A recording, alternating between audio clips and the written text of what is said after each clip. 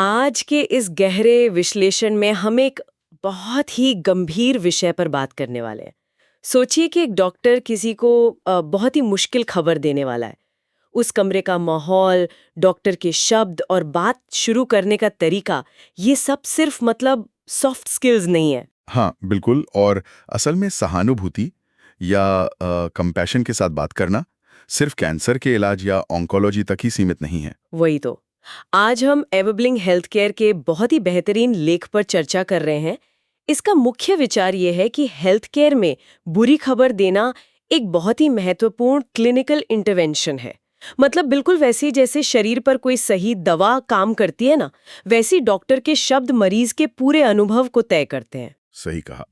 अगर किसी क्रॉनिक बीमारी का पता चले या इलाज का असर ना हो रहा हो या फिर कोई मेडिकल एरर हो जाए, इन सब स्थितियों में संवाद का तरीका ही तय करता है कि आगे का रास्ता कैसा होगा।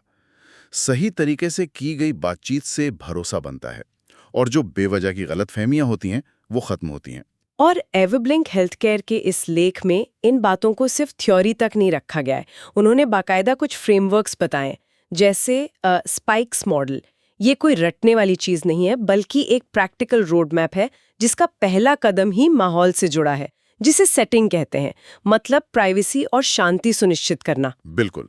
और उसके बाद आता है परसेप्शन।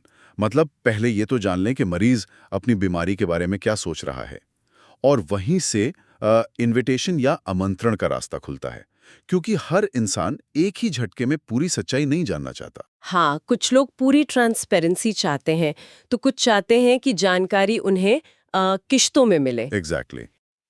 और ये समझना डॉक्टर के लिए बहुत अहम है कि मरीज इस वक्त कितनी हकीकत बर्दाश्त कर सकता है। इसके बाद नॉलेज वाला हिस्सा आता है, जहां असली जानकारी दी जाती है। और सबसे बड़ी गलती यहाँ ये होती है कि मेडिकल जार्गन या भारी शब्दों का इस्तेमाल कर लिया जाए। जैसे मेटास्टैटिक प्रोग्रेशन कहने के बजाय अगर सिर्फ ये कहा जाए कि कैंसर शरीर के दूसरे हिस्सों में फैल गया है, तो वो बात सीधे और साफ तरीके से समझ आती है। हाँ, और इसके तुरंत बाद इमोशंस का तूफान आता है। डर, गुस्सा या एकदम एकदम सन्न रह जाना। डॉक्टर को इन भावनाओं को समझना होता है, उन्हें मान्यता देनी होती है, और फिर आखिर में स्ट्रैटेजी या समरी से बातचीत को एक दिशा दी जाती है, जिससे आगे का क्लियर प्लान बन सके। इन फ्रेमवर्क्स के अलावा कुछ व्यवहारिक रणनीतियां भी हैं जिन पर लेख में काफी जोर दिया गया है। जैसे कि बातचीत के बीच में मौन का होना। जब कोई भारी बात कही जाती है ना, तो उस मौन में ही मरीज उस खबर को प्रोसेस कर रहा होता है।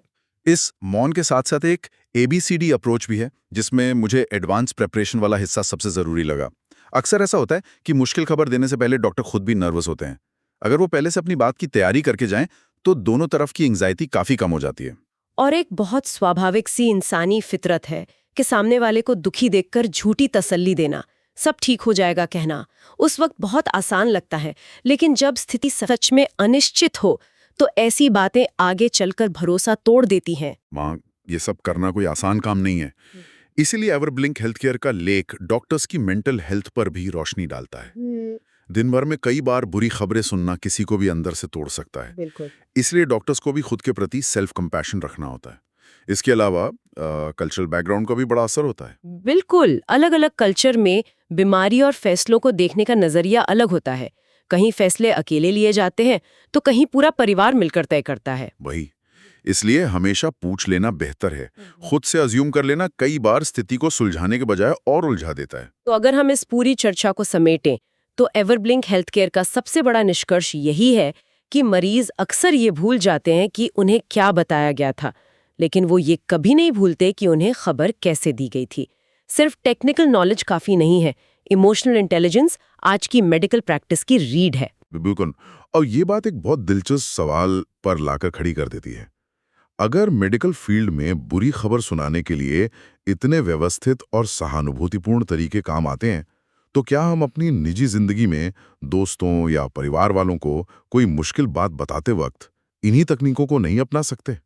शायद इससे हमारे आपसी रिश्ते और बातचीत को बेहतर बनाया जा सके।